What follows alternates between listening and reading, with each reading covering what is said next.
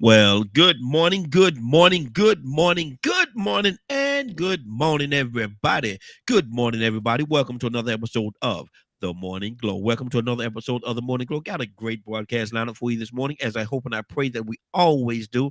You know I'm not important. I'm just a question asker. My name is Raheem out of Atlanta, but we got a few people here that are very important. Ladies are always first, so this is my sister from another mother, but we got the same father. This is my good morning, young lady. How you doing this morning? I'm doing good. I'm doing good. I Good am. deal. Good deal. Good to have you. Good to have you. Badger, good morning. How you doing this morning? Another beautiful and blessed day. Good deal. Good deal.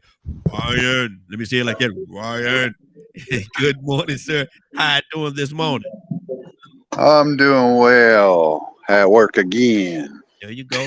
Hey, hey, that's a good thing. That's a good thing. Hey, how you say make that cheddar? Make that cheddar. Gotta get it. Gotta get it. Let, Yes, let me ask sir. you, Mr. Bill.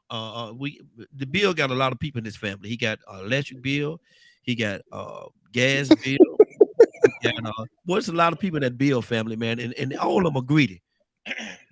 So, Ryan, why do you think all of them are so greedy? Uh, I don't have an answer for that. They all greedy because they like me. They want to get paid. There you go. There you go. I want to talk about something this morning. We're gonna start off, and certainly this is not gonna be our topic of the whole day, but we're gonna start off right here. Ryan, I'm gonna come to you first with this again. What is your and you can answer this question the way that you want to answer it. It's deep or it's shallow if you want to answer it. It's up to you. But what is your invisible pain? My invisible pain, Yeah.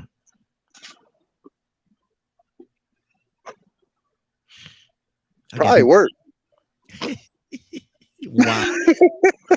I mean, I enjoy what I do, right? Um, I do it every day. But I'm 42 years old and throwing these tires is going to crumple my body eventually.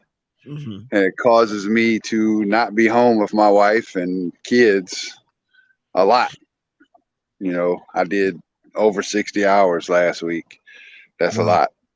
That's a lot. So it's uh, it's not a every week thing. I deal with it because we're through a transition period right now with a new system. But that's my invisible pain is not being able to be home, chilling out, relaxing, hanging out with my wife. Good deal. Good deal. Badger, excuse me. Badger, what is your invisible pain? What? Where in the world do you get this question from? Come on, man. Handle it. Handle it. Uh, Handle it. I don't know how deep you want to go on this. It's up to you, brother. I said I preface it Oh, by come saying on now. it's up. No, it's up to you. But come on, let's answer it though.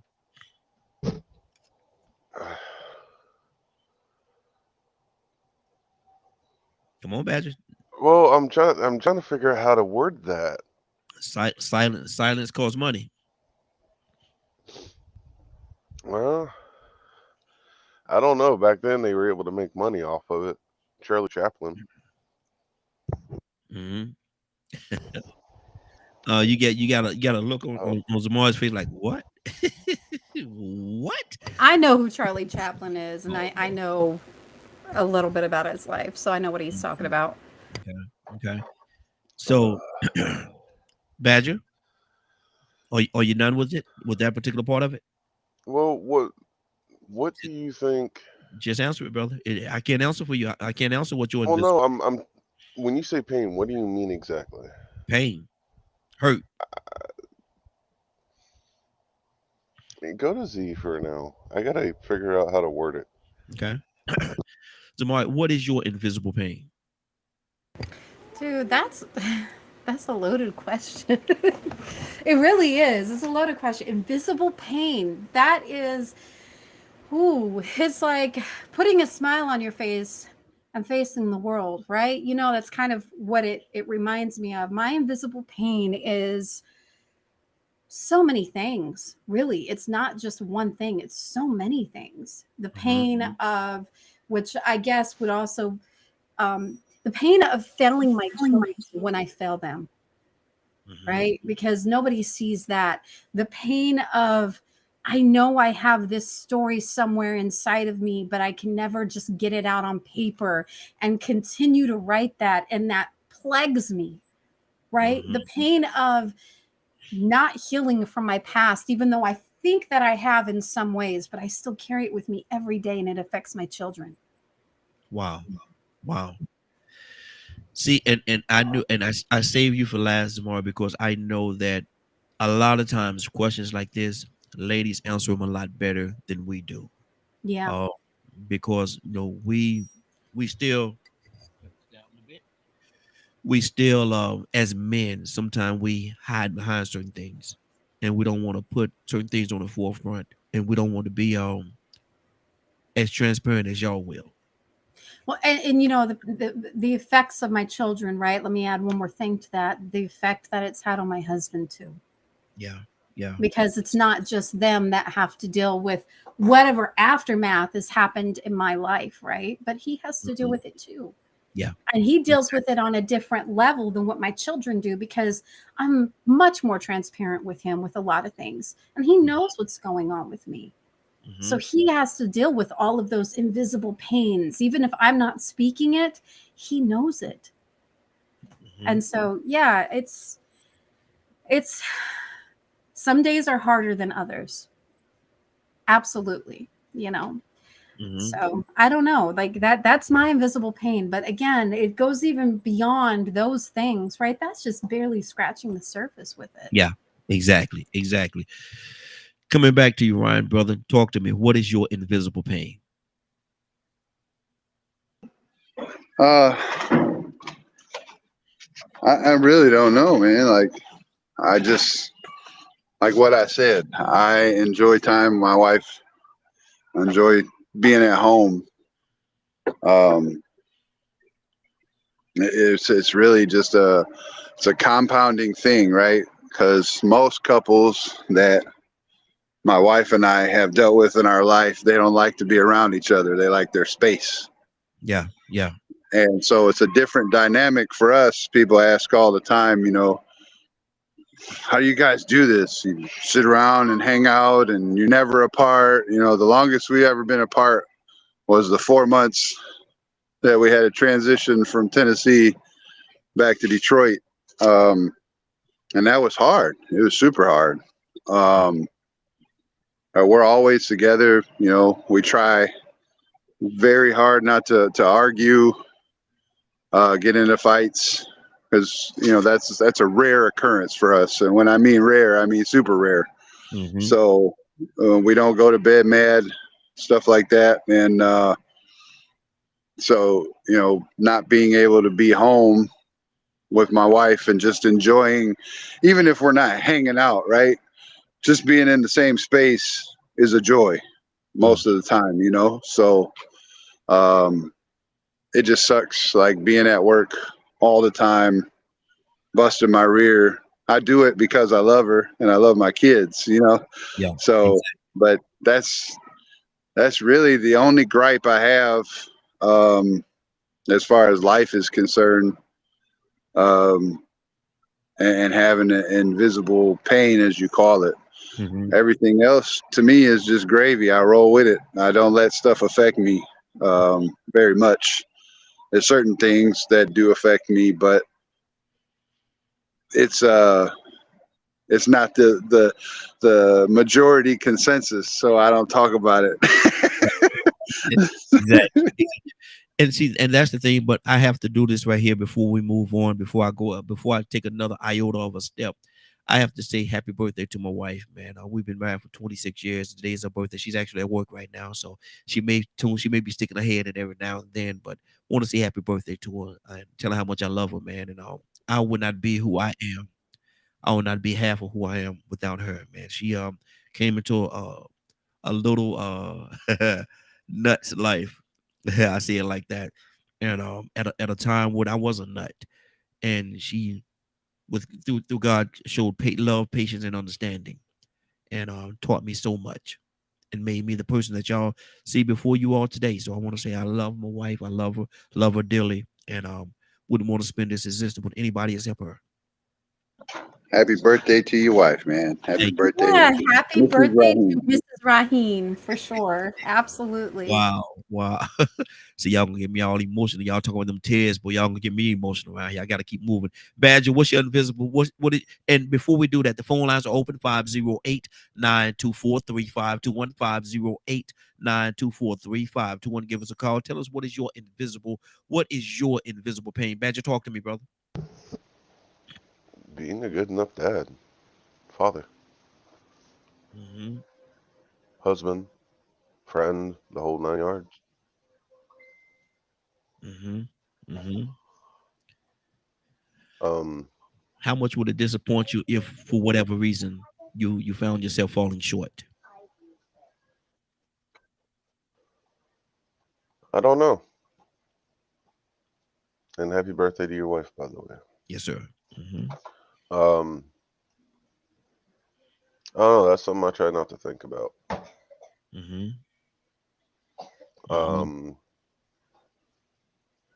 Because there's a lot of dynamics to it for me. Mm-hmm. So,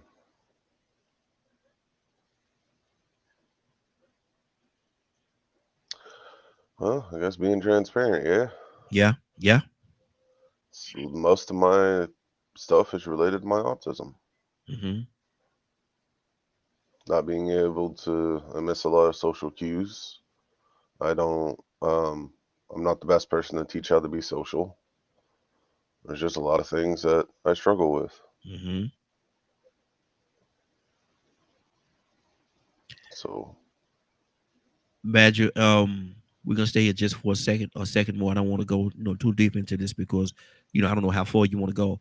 But my thing is this right here. How much does that is that a disappointment to you that you're not able to give them those things that you obviously, right, by you even speaking it, you want to be able to give to them? Does it hurt you to not be able to do that? you're going to get me crying at 6 something in the morning. It's okay. Tears don't have a clock on them, brother. Yeah, it does. Fortunately, I have an amazing wife that is very good at that stuff. Mm-hmm. So we balance each other out.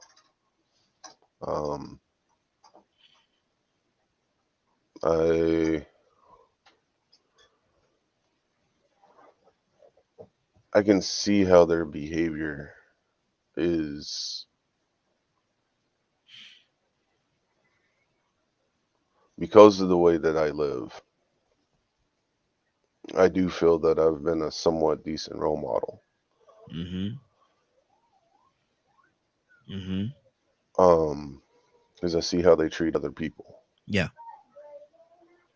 But I sit and I watch the kids talk sometimes the way that I do, and I see how it's an issue. Mm-hmm. I see how my oldest struggles because he inherited what I have.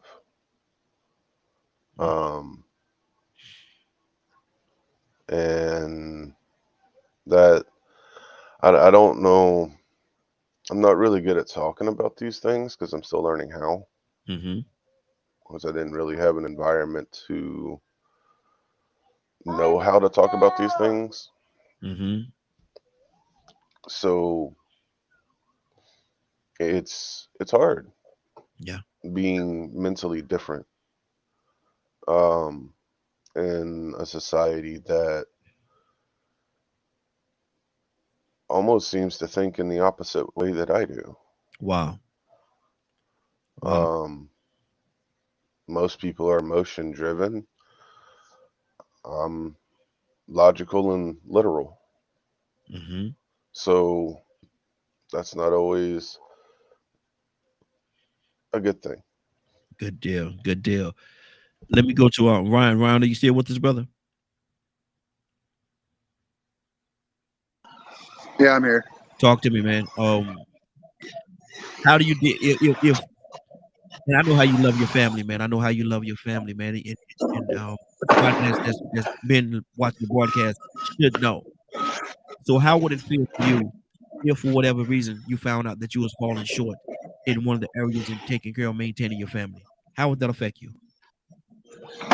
Oh, that would affect me big. It's kind of like we were talking about welfare yesterday, Mm-hmm. and the comment that I had made where we just got off of that assistance stuff, and for me, now that I'm in a position to where I gotta micromanage everything now, because I don't want to be that person stuck in the dependency mode. If I start slacking and my kids aren't getting that lifestyle they're used to, then I'm gonna start feeling some kind of way about myself. Mm-hmm. And so yeah, I mean, it would affect me in a lot of different ways. You start to look at yourself and feel like if you're doing enough, or if you're slouching and not being a man, or starting to get lazy. There's all kinds of dynamics to it. We just had this discussion with my second daughter last night. She's going through some things, and I just let her know last night, like, you want for nothing. You have everything you ask for, everything you need, and if that's going to start leading to you being spoiled, then I'm gonna start taking stuff away from you. Mm-hmm. And I'm probably not gonna do that. Yeah. That's the type of dad I am, right? Mm-hmm. But she has everything. She got big screen TV, a PlayStation in her room. She got a phone. These are things that I couldn't even dream of growing up. And so I'm happy to provide those things, but if I start to not be able to do those things, then I'm gonna have to start questioning myself. Mm-hmm. What's going on? Do I need to start looking for another job? Do I need to start, all of these different things, even though where I'm at, I'm doing real good. Mm-hmm. So I don't know, man. It's a complex scenario for my brain. Yeah, exactly. And it is because we don't want to, a lot of time we don't want to even think about that, man, about falling short. Because men, that's a position that society has said that we belong in, the providers, and make sure we go out there and hustle and grind and do what we need to do for our families. Rico, good morning, sir. How you doing this morning? I can't complain, man. Just happy to see a new day. How y'all doing? Hey, doing good. Good to have you, brother. We asking a question, and Rico, I need to to dig into the heart, man, and answer this question for me. But what is your invisible pain? Yeah, that's a little too deep for me right now, man. Y'all go ahead and go to the next person, because it's too early for me to dig into that. Mm-hmm. Mm-hmm. Good deal. Zamari, as a mother, if you found yourself falling short in your quote unquote motherly duties, how would that affect you as a mother, knowing the responsibility as a mother that you have in the family? I fall short every day. Wow. Every day. I already know that I do. And it hurts.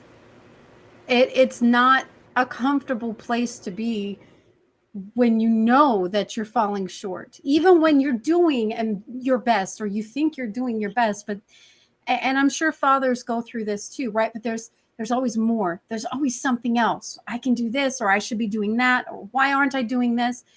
I fall short every day. I fail my children every single day. Wow. But you know what they do? My son especially, Mommy, you're such a good mommy. You're the best mommy. Mm-hmm. And it makes me feel good, but at the same time, it makes me feel sad. Mm-hmm. Because he's seeing me in this beautiful light, that I am the best thing there is since sliced bread. Mm-hmm. But in the back of my mind, I'm like, oh, sweetheart, if you only knew. Wow. So yeah, I fall short every day, and it hurts. There have been times where I've gone to bed and cried because I got mad at my kids for something and overreacted. Or I can remember one time I sat in the bathroom on the phone with one of my girlfriends, crying on the floor in my bathroom, because at that point we could not afford to put our second oldest on a cheer team that she desperately wanted to do. And that was something she'd wanted to do since kindergarten. She wanted to be a cheerleader. And this was through a gymnastics class, but it's too expensive. We couldn't afford it. Yeah. And I just sat there and I cried because I felt like a failure not being able to afford to do that for her. Even though it's something that doesn't really have any bearing on her daily living, right? But it was something I wanted to be able to do for her. And I felt like I was a bad mom, or I wasn't a good enough mom because I couldn't be that mom that could afford that. So, but see, what we have to understand sometimes, and sometimes there are situations where, you know, things are outside of our reach and we can't obtain them, you know, even for our kids. But you got to also look at the thing that you do give. I give them love. I give them guidance. Yes. I do all of that, you know, as much as I can. But like with my inability to keep a good sleep schedule, for instance, there are days, being completely transparent here, but there are days when my kids come home at 3:30 is when they start coming home. I'm asleep. I'm asleep. 4 o'clock, 4:30, my other two roll in. I'm still asleep. And sometimes dinner doesn't get done and put on the table till 7:30, 8 o'clock because I was asleep. That makes me feel less than a good mother because I'm so exhausted. I'm so tired because I can't keep a good sleep schedule. And that doesn't make me feel good. That sounds like it's something that's outside of your control. Maybe. Because even if I do, like I said, I have stuff to help me sleep, right? It's all natural stuff. But even if I take those sometimes, and I woke up, like today, I woke up at 5:30 this morning. Didn't take that sleepy time stuff, but I had slept yesterday until 7 something. And then I went back to bed at midnight, naturally fell asleep. Now, and this is my body's pattern. It does this weird stuff. I'll be up today, but I promise you by 6 o'clock, I'm going to want to crash. And I'm not going to be able to put my kids to bed. I'm not going to be able to kiss them goodnight because, you know, but it just, in that kind of stuff, it makes me feel like I'm coming up short as a mom. Wow. And see, a lot of people don't take time to acknowledge their invisible pains. We all have them. We all have them. Ryan, are you with us, brother?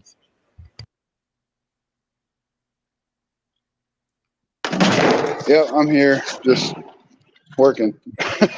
What's on your heart? Talk to me. He just put a lot out there, man. She just put a lot out there. She did. I kind of caught bits and pieces. Like I said, it's training day, so I'm doing a lot of extra. It's kind of loud. I don't really know if I have too much more to add as far as that. I mean, you ever heard that? Why are these that pains, song? why are the pains that we're talking about invisible? Because nobody else see them until you bring them out, till you put them in the light. So, you ever heard that song? My wife says it's about me. It's called Simple Man. Yeah. Because she said that's me. Not simple as in brain dead, but I'm simple. Yeah. I only require certain things as a man to be happy. And that's my wife, my kids, having a job and being able to do my end to provide. And so, you know, it's just those things that make me happy. But then that's it. That's 15. So, you know, I don't have to go much more like into depth than that. I'm simple.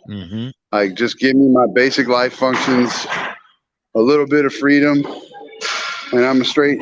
You know what I'm saying? Like, I gotta have too much more than that.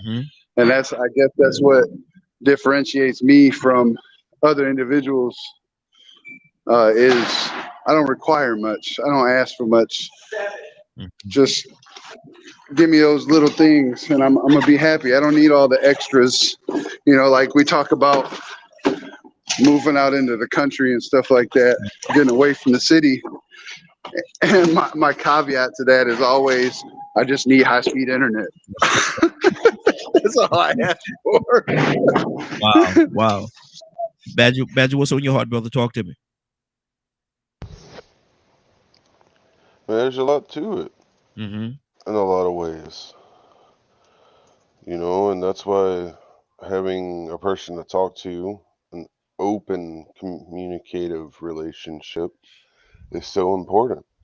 Mm-hmm. Because as a man, you need to be able to be open enough and connected enough to your emotions to speak with your spouse, but you also need to be open-minded enough in things to sit there and listen and so lift your wife up too.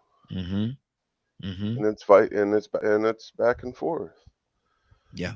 And a lot of times if a person feels like they don't have that, there's a very good chance they're going to go in a downward spiral. Mm-hmm. Mm-hmm. You Wow. know, the struggles that we have on the inside, the ones that are called the invisible. It fortunately, I've got to learn a lot of what having something that's invisible really means. Mm-hmm. Mm-hmm. And we live in a society that will tell people to suck it up, deal with it, and all kinds of negative things. It's changing. People are starting to say, hey, it's okay to talk. It's okay to cry. It's okay to do these things because it's being a human, Mm-hmm. Mm-hmm. not just some clone or a robot, you know? And it's life is a journey. Yeah. We're going to have pain. We're going to have our own personal demons to deal with, or thoughts, negativity, undue toxic teachings, trauma that we have to overcome, hateful human beings that we have to deal with on a daily basis that may not, that could be racist, bigots, silver tongues, whatever you want to call them. It's and that it's life, Mm-hmm. you know, Wow. and then we have to weigh, if we had toxic parents, you know, are we undoing the cycle? Or are we treating the kids the same way we were treated? Wow. That's good. That's We did it good. by accident and not even realize it. Mm-hmm. 508-924-3521. 508-924-3521. Brother Pete, good morning, sir. How you doing this morning? Good morning, sir. How you? DKM Radio Morning Glow, Panel Family Facebook, Yes, in sir. the world. Tune in to DKM Radio Morning Glow. Yes, sir. Yes, sir. Pete, I'm asking a question, and I want you to, dig deep inside yourself and answer this for me. Pete, what is your invisible pain? I didn't hear the question. What is your invisible pain? What is right? This.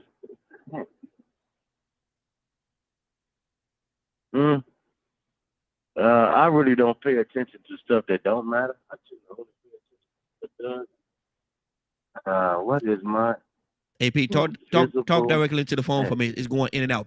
Talk directly into the phone for me. Okay. I don't have to think about that, Raheem. You might have to come back. I can't put my finger on a invisible pain. Mm-hmm. What is that hurt that you have that you don't want nobody to know about? You if you get out there, you feel like it'll be how do you say the word catastrophic? However you said it, that fancy word my wife be using on you.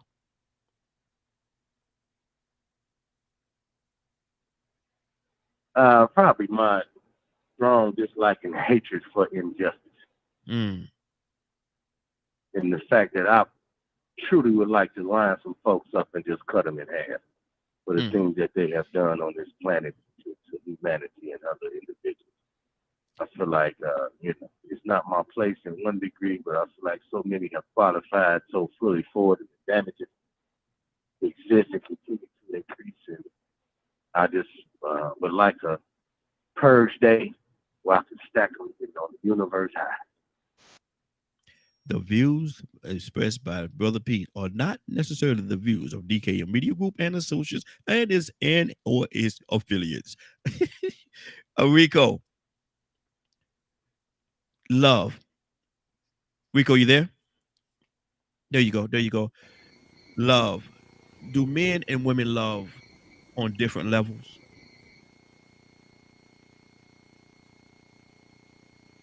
Man, that's another one. But I mean, I can't group everybody together in a question like that, man. Men love differently than other men. Women love differently than other women. I mean, so that's another question where I would just be trying to come up with something out of the air to try to make sense out of, and I would be actually probably rubbing other people wrong with my analysis because other men gonna say, "No, that ain't true. That ain't the way I feel." I mean, but the obvious question is individuals love different. I mean, this ain't. I don't even think this is a situation where you could just put a man and a woman on it. I just look at it as the fact that men love differently, women love differently, and on top of that, you know what I'm saying, groups of women. I mean, they just, I don't know if I can answer that one, man. I don't know if I can answer that one. That's almost like that invisible pain thing, to me, that sounds more like of a dark desire or a dark secret. You know what I'm saying? If it's something that you say as a pain or something that you say you don't want nobody to know about, well, obviously that's probably gonna be something that I wouldn't tell anybody. Let me do it like this. If talk about the invisible pain, if there was something that happened to you, and when I say you, I'm not talking about you specifically. I'm using the generalizing it. But if there's something that happened to you when you was a little boy, somebody you say you wanted to be an astronaut, and somebody that's very close to you came up to you and say, "Man, you ain't gonna be no astronaut. I want you to go and put your energy towards something else. Put your energy towards something. You ain't gonna be no astronaut, man. When have you ever seen an astronaut that looks like you?" And that's something that you carry, because a lot of times when people say stuff to you, depending on who says it, you carry it, you hold on to it. And if they tell you something like that, to me, that's like an invisible pain. That's something that you didn't voice it, you didn't speak on it, but at the same time, it still hurts you to know that the person that's that close to you would not encourage you. Instead, they shooting you down and saying that you'll never do that. You'll never be that individual. That to me is what I mean when I say like in one example. There's many, but one example of an invisible pain. Yeah, I mean, I guess I could work with that, but I guess what you would say probably was like one of the roots Yes. root cause of maybe a negative feeling or something that you had, that maybe people don't know Yes. about. So I guess I could associate with that. I mean, I guess not being rewarded when you deserve you accomplish certain goals. Yeah, there you go. Something like that. I mean, I think that probably pretty much affects anybody when they're not appreciated or when they are told that they'll be rewarded for doing something and they don't get rewarded. You know what I'm saying? So I guess being ripped off or being lied to. Exactly. That's good. You know what I'm saying? That'll be my biggest pain is being manipulated. You know what I'm saying? And then being stressed and frustrated. I don't like being disrespected. Some people might not understand my level of I don't even want to say pain. Like I said, that's why I said when you say pain, I don't even want to say if it's a level of pain or a level of anger that, you know what I'm saying, because of my principles of things that I won't tolerate or stand for. So, but yeah, that invisible pain thing, man, I guess it would be being discouraged. Wow. From doing something that I like, you know what I'm saying? Or maybe helping doing something good. I know one thing I do dislike is being an accomplice to something negative that has a negative result. I don't want to be the result or the reason or cause behind something negative happening or a negative situation or something negative happening to somebody. You know, I don't want to be the cause behind somebody getting in trouble unless I intended for them to get in trouble. So, you know, unless I intended for a situation to go sideways. If I had, you know, pure innocent, you know, benevolent reasons for doing something and all of a sudden it went wrong or sideways, I don't like that. I don't like being a contributor to mess and drama. That's good. That's good. Toya with a T. Good morning, young lady. How you doing this morning? Good morning. Good morning. How y'all doing? Hey, doing good. Hold on. What the energy at, man? Hold on. Is that Toya with a T? Or that a clone? Yep. Nope. That's Toya with the T.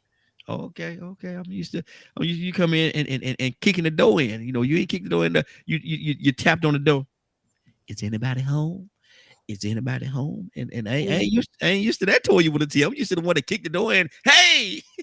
Well, you know, I'm kind of sad today. So, you know, got a lot going on. I don't really feel that energetic. I'm worried about my nephew. So it's not there today, but let me turn it on. Hey, y'all. Good morning. How y'all doing? There you go. There you go. And we're definitely praying for your nephew and everything, man. Make sure everything works out well. He's definitely in our prayers. Yeah. But Toya, what is your invisible pain? What is my invisible pain?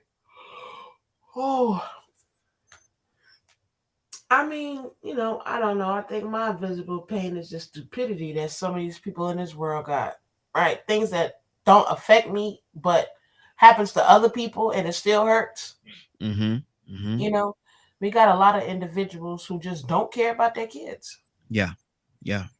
And there's a lot of times I felt like my parents didn't really care about me.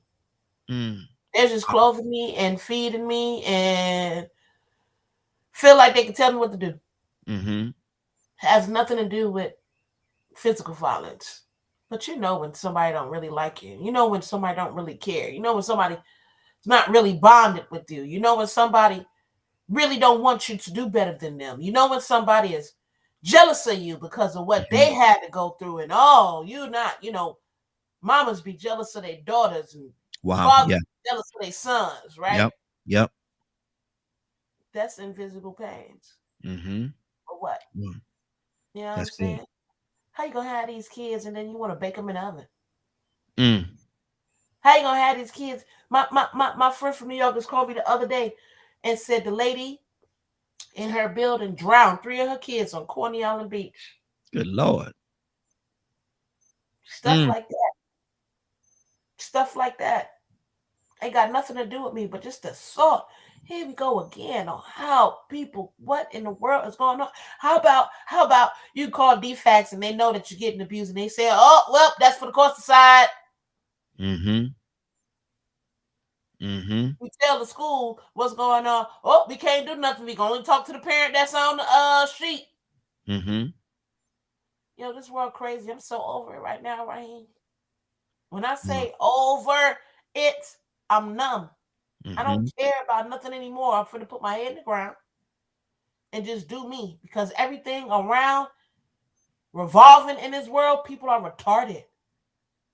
Nobody cares about nothing no more. Nobody. They don't even care about your food. They know that chip fell on the floor. Pick it up, put it in a bowl because they're working and they just got like I'm just done with humanity, man, because we retarded, yo. Just refuse to do right, man.